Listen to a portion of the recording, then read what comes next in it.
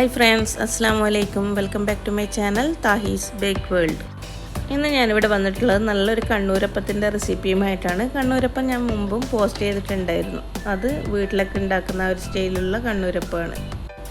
ഇത് നമ്മുടെ കണ്ണൂരിലുള്ള മിക്ക ബേക്കറികളിലും ചായക്കടയിലൊക്കെ ഉണ്ടാക്കുന്ന ആ ഒരു സ്റ്റൈലിലുള്ള കണ്ണൂരപ്പമാണ് ഇന്നിവിടെ തയ്യാറാക്കുന്നത്. അപ്പോൾ അതെങ്ങനെയാണെന്ന് നോക്കാം. അതിനായിട്ട് ഞാനിവിടെ ഒരു 2 കപ്പ് പച്ചരി ഒരു 4 മണിക്കൂറോളം സോക്ക് ചെയ്തെടുത്തിട്ടുള്ളതാണ്. അതിലേക്ക് ഇനി 1 കപ്പ് ചോറ് ഇട്ട് കൊടുക്കാം. ഇനി ഇതിലേക്ക് 1.5 കപ്പ് പഞ്ചസാര ഇട്ട് കൊടുക്കാം.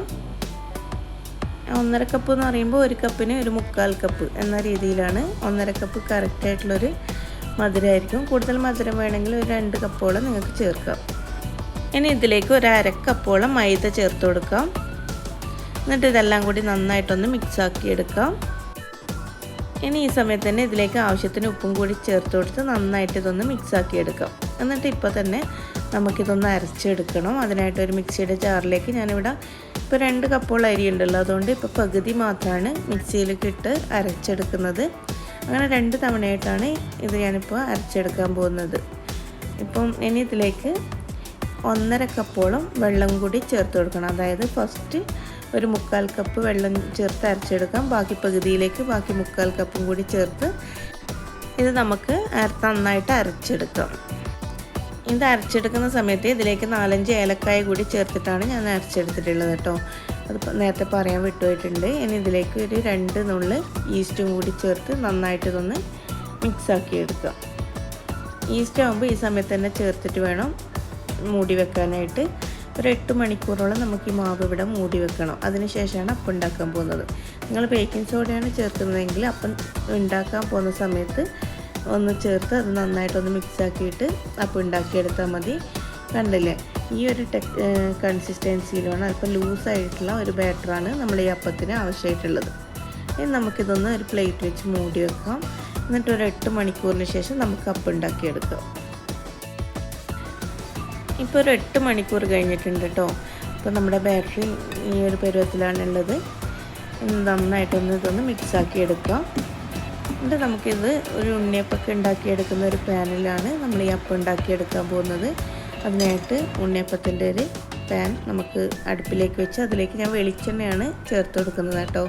വെളിച്ചെണ്ണ ആകുമ്പോൾ ഒരു പ്രത്യേക ടേസ്റ്റ് തന്നെയാണ്. എന്തിനും അങ്ങനെ നിങ്ങൾക്ക് വേണമെങ്കിൽ സൺഫ്ലവർ ഓയിലൊക്കെ ചേർക്കാം. പക്ഷെ വെളിച്ചെണ്ണ ആകുമ്പോഴാണ് കുറച്ചുകൂടി ടേസ്റ്റ് കൂടുതലായിട്ടുണ്ടാവുക. അതുകൂടി ഒഴിച്ചു കൊടുക്കാം. ഇനി പിന്നെ ഉണ്ണിയപ്പച്ചട്ടിയിലേക്ക് ഒഴിക്കുന്നതിനുള്ള ഒരു സൗകര്യത്തിന് വേണ്ടി ഞാനിതിന്ന് കുറച്ച് ബാറ്റർ എടുത്ത് ഒരു ചെറിയൊരു പാത്രത്തിലേക്ക് ഒഴിക്കുന്നുണ്ട്. എന്നിട്ട് അതിന്നൊരു സ്പൂൺ വെച്ചിട്ടാണ് ഞാൻ പാനിലേക്ക് ഒഴിച്ചു കൊടുക്കുന്നത്. ഇനി നമുക്ക് ഈ മാവെന്ന് ഓരോ സ്പൂൺ വീതം ഇതിലേക്ക് ഒഴിച്ചു കൊടുക്കാം. ഓരോ കുഴിയിലേക്ക് ഒഴിച്ചു കൊടുക്കാം. എന്നിട്ട് ഇത് പെട്ടെന്ന് തന്നെ ഒന്ന് മറിച്ചിട്ട് കൊടുക്കണം കേട്ടോ. എന്നാലേ നമ്മുടെ ഈ താഴെ ഭാഗത്തേക്ക് നന്നായിട്ട് ഇതൊന്ന് ഒഴുകി വന്ന് നല്ലൊരു ഷേപ്പിലേക്കായിട്ട് കിട്ടുള്ളൂ. അപ്പോൾ ഇത് നോൺ സ്റ്റിക്ക് അല്ലാത്തതുകൊണ്ട് ചെറുതായിട്ടൊന്ന് അടിക്ക് പിടിക്കുന്ന പോലെ ഉണ്ട്. നോൺ സ്റ്റിക്ക് ആണെങ്കിൽ നമുക്ക് പെട്ടെന്ന് തന്നെ ഇത് മറിച്ചിടാൻ പറ്റും. എൻ്റെ ഇത് നോൺ സ്റ്റിക്ക് പാൻ അല്ലാത്തതുകൊണ്ട് ചെറിയൊരു ബുദ്ധിമുട്ടുണ്ട്. ഇനി ഇതിൻ്റെ താഴ്ഭാഗത്ത് നല്ലൊരു ബ്രൗൺ കളറാകുന്നത് വരെ നമുക്കിത് ഫ്രൈ ചെയ്തെടുക്കാം. ഇതിൻ്റെ മുകൾ ഭാഗം നല്ലൊരു വൈറ്റ് കളറിലും ലൈറ്റ് ഒരു ഗോൾഡൻ വൈറ്റ് കളറിലും താഴെ നല്ലൊരു ബ്രൗൺ കളറിലുമാണ് പിന്നെ ഈ അപ്പം ഉണ്ടാവുക. അങ്ങനെ നമുക്ക് മാവ് മുഴുവനായിട്ടങ്ങ് ഫ്രൈ ചെയ്തെടുക്കാം. പിന്നെ എൻ്റെ ഈ വീഡിയോ കാണുന്നവരിൽ ആരെങ്കിലും എൻ്റെ ചാനൽ ഇതുവരെ സബ്സ്ക്രൈബ് ചെയ്യാത്തവരുണ്ടെങ്കിൽ ഒന്ന് സബ്സ്ക്രൈബ് ചെയ്തേക്കണേ. കൂടെ കാണുന്ന ബെല്ലൈക്കണും കൂടി പ്രസ് ചെയ്യുക. അതിൽ ഓൾ എന്ന ഓപ്ഷൻ ക്ലിക്ക് ചെയ്യുക. എങ്കിൽ മാത്രമേ ഞാനിടുന്ന വീഡിയോ അപ്പോൾ തന്നെ നിങ്ങൾക്ക് ലഭിക്കുകയുള്ളൂ. നമുക്ക് ഈ അപ്പം ബ്രേക്ക്ഫാസ്റ്റ് ആയിട്ടും അതുപോലെ തന്നെ 4 മണി പലഹാരമായിട്ടൊക്കെ യൂസ് ചെയ്യാവുന്നതാണ്. അപ്പം കണ്ണൂരിലെ മിക്ക ബേക്കറികളിലും അതുപോലെ തന്നെ ചായക്കടകളിലും തട്ടുകടകളിലൊക്കെ കാണാൻ പറ്റിയിട്ടുള്ള ഒരു ഐറ്റമാണിത്. അപ്പോൾ കണ്ണൂരുകാരുടെ പ്രിയപ്പെട്ട ഒരു വിഭവം തന്നെയാണിത്. അപ്പോൾ എല്ലാവരും ഇതൊന്ന് ട്രൈ ചെയ്ത് നോക്കണം കേട്ടോ. ഇപ്പോൾ നമ്മുടെ അപ്പത്തിൻ്റെ താഴ്ഭാഗം നല്ലൊരു ബ്രൗൺ കളറായിട്ടുണ്ട്, ഗോൾഡൻ ബ്രൗൺ കളറായിട്ടുണ്ട്. കണ്ടില്ലേ, ഇങ്ങനെ വേണം അപ്പത്തിൻ്റെ മുകൾ ഭാഗം നല്ലൊരു വൈറ്റ് കളറും താഴെ നല്ലൊരു ബ്രൗൺ കളറുമാണ് വേണ്ടത്. ഇനി നമുക്കിത് എണ്ണയിൽ നിന്ന് കോരിയെടുത്ത് ഒരു ടിഷ്യൂവിലേക്ക് ഇതിൻ്റെ എണ്ണയൊക്കെ പോകുന്നതിനായിട്ട് ഇട്ട് വെക്കാം.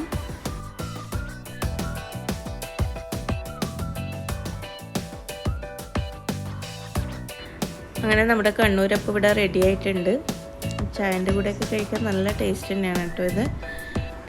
നമ്മുടെ അപ്പം പൊട്ടിച്ചാൽ ഇങ്ങനെയാണ് ഉണ്ടാകുക കേട്ടോ. ഉള്ളിലൊരു ഹോൾസും അരികിലൊക്കെ നല്ലൊരു ആര് വന്ന പോലെയാണ് ഉണ്ടാകുക.